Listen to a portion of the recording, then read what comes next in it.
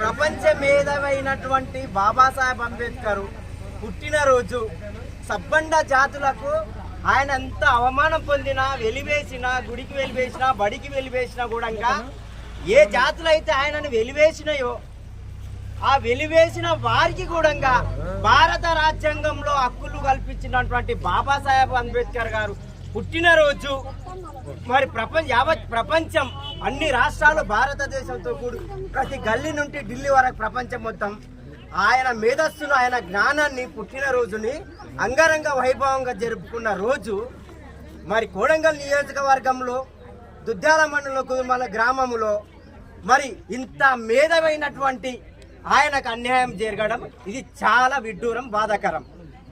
Number 1. అయితే అప్పుడైనా ఎప్పుడైనా ఏ రోజైనా కూడా రాజ్యాంగంలో మొదటిగా ప్రాధాన్యత ఇచ్చింది, రిజర్వేషన్ కల్పించింది బీసీలకి. దయచేసి భారతదేశంలో ఉన్నటువంటి బీసీలు ఆలోచన చెయ్యాలి. మీరు ఎక్కువ అనుకుంటున్నారా లేకపోతే వాళ్ళు తక్కువ అనుకుంటున్నారా మీరు ఆలోచన చెయ్యాలి. సరే, తెలియని వాళ్ళు ఉంటే బాబాసాహెబ్ అంబేద్కర్ గురించి కాదు, ఆయన రాసిన రాజ్యాంగం గురించి మీరు చదవండి, తెలుసుకోండి. నిజం చెప్పాలంటే ఇంతకుముందు పెద్దలు మాట్లాడినటువంటి మాటల్లో కూడా వాస్తవాలు ఉన్నాయి. ఎందుకంటే ఆయనకు కులానికో మతానికో ప్రాధాన్యత ఇవ్వలేదు భారత రాజ్యాంగంలో. ఆయన అట్లా అనుకుంటే రాజ్యాంగం ఆయన చేతులనే, కానీ నా జాతికే ఇచ్చేది. మరి కాదు, అది కరెక్ట్ కాదు. కాబట్టి వాళ్ళు తెలియక ఆ రకంగా చేస్తారని చెప్పేసి సబ్బండ జాతులకు, సబ్బండ వర్గాలకు, అన్ని కులాలకు, మతాలకు కూడా హక్కులు కల్పించినటువంటి మహానీయుడు ఆయన. అందరి వాడు అంబేద్కర్ అంటే. మరి ఆయన పుట్టినరోజు జరుపుకున్న సందర్భంలో అట్లా ఇంతకు ముందు కూడా 4 సంవత్సరాలు జరిగింది. అయినా కూడా మన జాతులు ఎట్లా అంటే జాలి జాతి, మాట ఇస్తే తప్పని జాతి. కాబట్టి వాళ్ళు అర్థం చేసుకోలేకపోయారు. ఇకనైనా మేల్కోండి బీసీలారా, అన్ని రకాలుగా హక్కులు పొందుతున్నామంటే బాబాసాహెబ్ అంబేద్కర్ పుణ్యమే. ఓన్లీ బీసీలే కాదు, యావత్ భారతదేశంలో ఉన్న అన్ని కులాలు.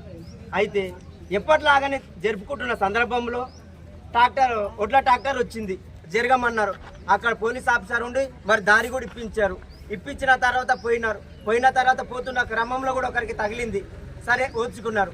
ఆ తర్వాత కూడా కొద్దిసేపటి తర్వాత కూడా మధ్యలో మళ్ళీ తెచ్చి కొందరిని కాజేసుకొని అడ్డం పెట్టేసి ఎక్కడ వాళ్ళని ఎక్కడ కట్టడి చేశారు.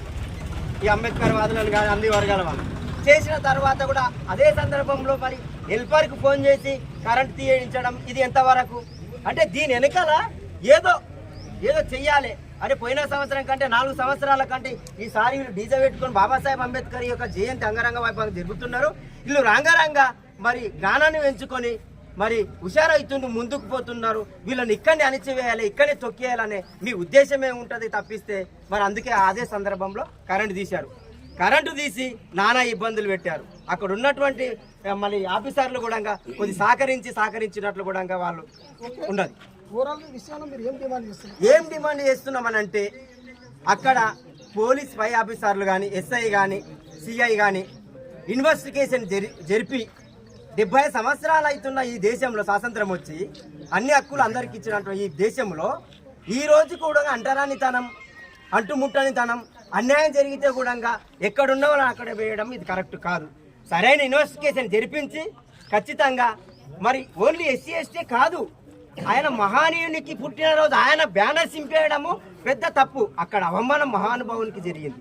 అన్ని దేవుళ్ళను కాపాడే దేవునికి జరిగింది, అన్ని జాతులను కాపాడేటువంటి దేవునికి జరిగింది. బాబాసాహెబ్ ఏం చేస్తున్నామంటే ఇన్వెస్టిగేషన్ జరిపించి ఆ ఇన్వెస్టిగేషన్ ప్రకారంగా కరెక్ట్గా 100కి 100 పాళ్ళు వివిధ జాతులకు ఆ మహానుభావునికి అన్యాయం జరిగింది. అది ఫైనల్గా న్యాయం జరగాలి.